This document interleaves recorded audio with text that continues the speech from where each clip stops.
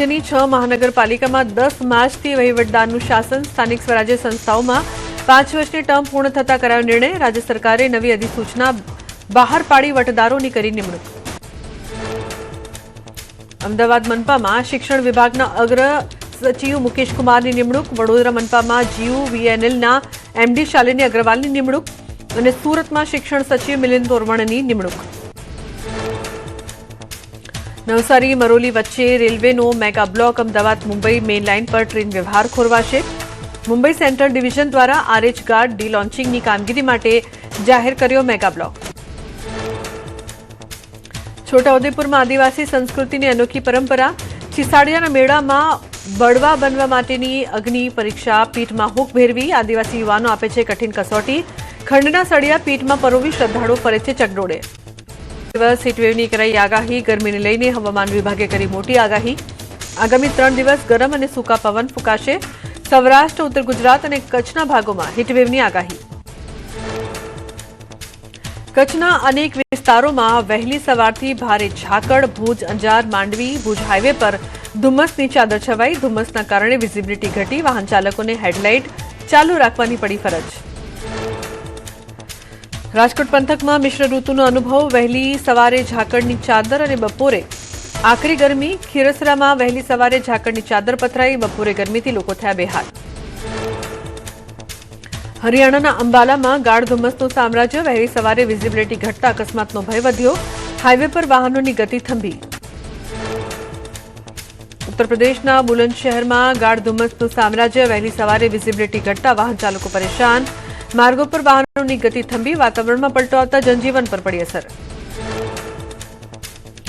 શ્રીનગરની પ્રખ્યાત દાલ લેકમાં પ્રવાસીઓનો ધસારો. સહેલાણીઓએ માણી શિકારા રાઇડની મજા. પ્રવાસીઓની વધતી સંખ્યાના કારણે સ્થાનિક વેપારીઓ અને શિકારા ચાલકોની આવકમાં વધારો. જમ્મુ કાશ્મીરમાં લાંબા સમયના શુષ્ક હવામાનનો આવશે અંત. 10 થી 12 માર્ચ દરમિયાન વરસાદ અને બરફવર્ષાની કરાઈ આગાહી. વેસ્ટર્ન ડિસ્ટર્બન્સના કારણે આગામી સપ્તાહે વાતાવરણમાં આવશે પલટો. શ્રીનગરમાં પહાડી વિસ્તારોમાં હળવી બરફવર્ષા થવાની શક્યતા. તાપમાનમાં 3 થી 5 ડિગ્રી સેલ્સિયસનો ઘટાડો થવાની શક્યતા. ગરમીથી મળશે રાહત. વલસાડ જિલ્લામાં ખેડૂતોને રાતા પાણી રોવાનો આવ્યો વારો. બદલાતા હવામાને કેરીના પાકનો ભૂકો બોલાવ્યો. વહેલી સવારે ઠંડી અને બપોરે આકરી ગરમીના કારણે આંબા પરથી કેરીની કણ ખરી પડી. ખેડૂતોની બમ્પર ઉત્પાદનની આશા પર ફરી વળ્યું પાણી. સુરત પોલીસ અને પાલિકા દ્વારા દબાણ હટાવવાની કામગીરી હાથ ધરાઈ. કાપોદ્રાથી સરથાણા સુધીના દબાણો હટાવાયા. આડેધડ પાર્ક કરેલા વાહનો અને દબાણ કરેલો સામાન જપ્ત કરાયો.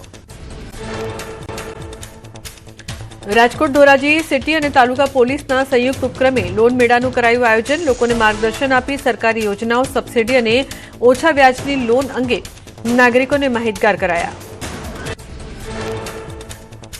ડાંગમાં એકના ડબલ કરવાની લાલચ આપી છેતરપિંડી કરનાર શખ્સની ધરપકડ. 15 લાખની છેતરપિંડી કરનાર સંજય રાઠોડ વલસાડથી ઝડપાયો. આહવાના 3 રોકાણકારો સાથે કર્યો હતો વિશ્વાસઘાત.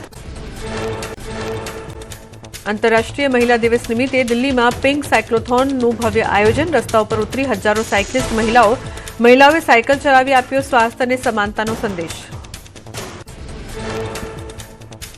જામનગરમાં સૌરાષ્ટ્ર યુનિવર્સિટી દ્વારા સાયકલિંગ સ્પર્ધા 2026નું આયોજન.